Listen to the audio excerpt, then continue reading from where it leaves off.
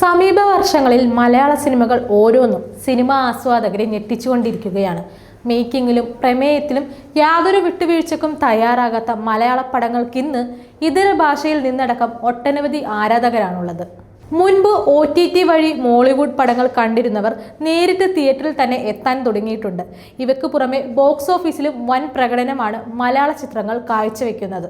ഒരു സിനിമയുടെ വിജയത്തിന് പ്രധാന പങ്ക് വഹിക്കുന്നത് ടിക്കറ്റ് വിൽപ്പനകളാണ്. നേരിട്ടും വിവിധ ആപ്പുകൾ വഴിയുമെല്ലാം സിനിമാ ആസ്വാദകർ ടിക്കറ്റുകൾ എടുക്കും.